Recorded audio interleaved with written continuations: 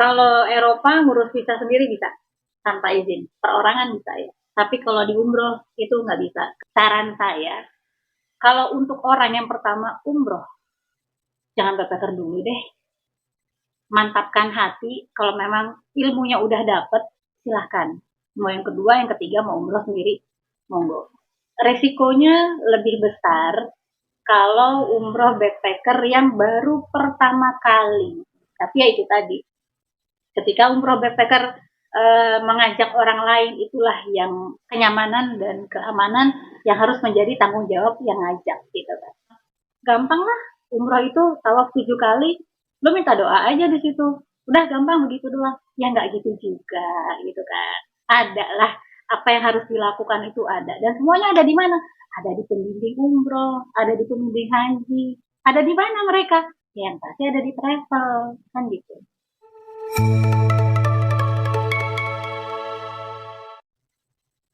Secara umum, pandangan kami itu sebenarnya sah-sah saja dilakukan apabila si backpacker ini cuma berangkat yang memang benar-benar dia aja berangkat tanpa melibatkan orang lain.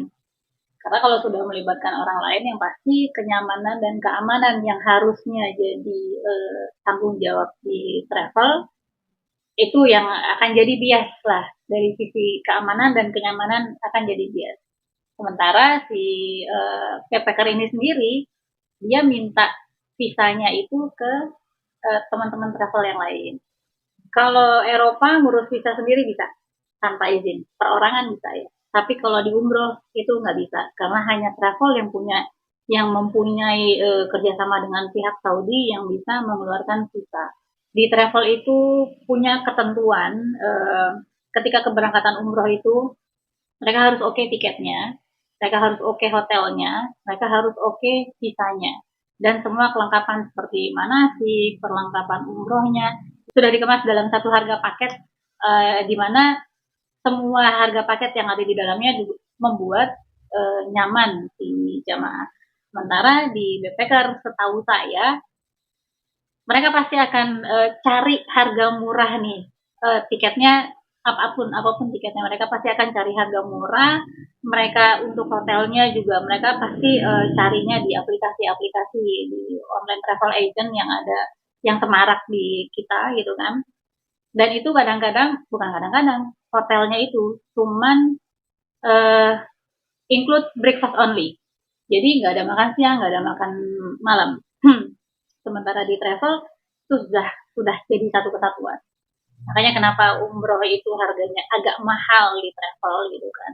Karena semua yang didapat itu sudah include kenyamanan dan keamanan Bapak Ibu calon jamaah umroh. Sudah tidak akan ada tambahan di sana yang mau ke sini tambah ini, mau ke sini tambah ini, mau makan ini tambah ini. Karena di travel itu memang benar-benar pagi, siang, malam tuh kita sudah dapat makanan di hotel. Kalau di travel itu begitu calon jamaah sampai di bandara, itu udah ada orang yang handle, udah ada orang yang handling, ngambil paspor, ngambil bagasinya, terus lalu nanti naruhnya ke bus gitu kan, nggak yang namanya tenteng-tenteng sendiri gitu kan. Nah kalau di backpacker nggak ada, tarik sendiri kopernya, terus mau mau misalnya mau dari bandara Jeddah mau ke Mekah, mereka harus cari taksi sendiri, dan itu bikin mungkin wasting time ya, mungkin lama lah. Jadi kalau di travel itu memang sudah benar-benar kita tuh baku baku dalam artian ketika sampai di bandara akan ada ini gitu kan. Ketika sampai di hotel akan ada begini. Ketika sampai nanti ketika kita ziarah akan ada ini. Kebanyakan yang saya tahu, ada teman-teman travel yang kita sambil ngobrol-ngobrol gitu kan.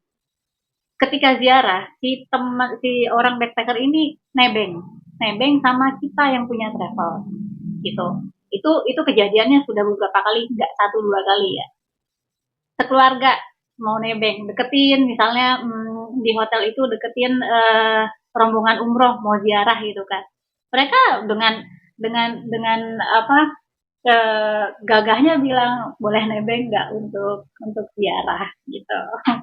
Ini sudah kita bahas beberapa dengan beberapa teman-teman travel, di mana ada seseorang yang nanya, dia bawa keluarga, ada yang nanya, mikotnya di mana? Ketika dia landing di Jeddah, dia nanya, mikotnya di mana sih?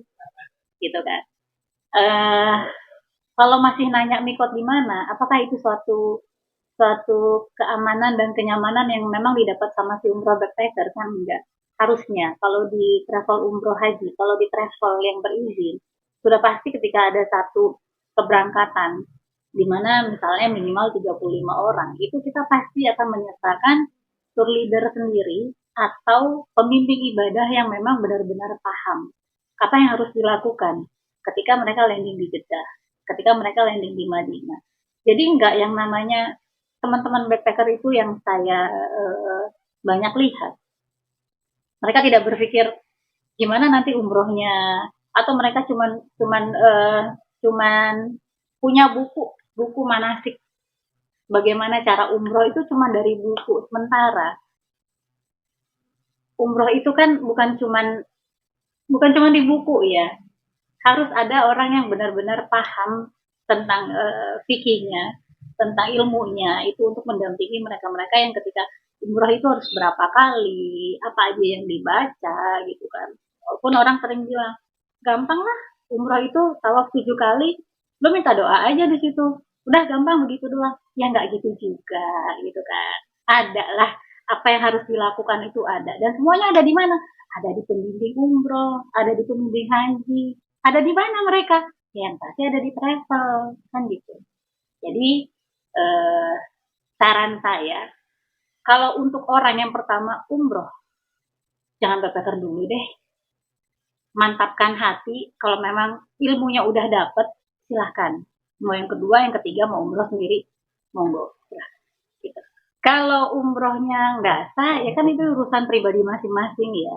Jadi ketika si backpacker misalnya, kalau di travel ada orang yang umrohnya nggak sah, mungkin ada, tapi kan kita sudah mengarahkan ya, mengarahkan bagaimana bagaimana berpakaian ihram yang benar, bagaimana doa ketika melihat Masjidil Haram, bagaimana doa ketika melihat Ka'bah, apa doa-doa yang kita lafazkan ketika 7 putaran itu kita bergerak, apa doanya setelah harus bagaimana kita setelah umroh itu selesai 7 putaran, harus kemana lagi kita setelah umroh itu harus kemana lagi, harus sa'inya, harus di mana posisinya, nggak yang celingak-celinguk, baca doanya apa ya gitu, nggak yang begitu.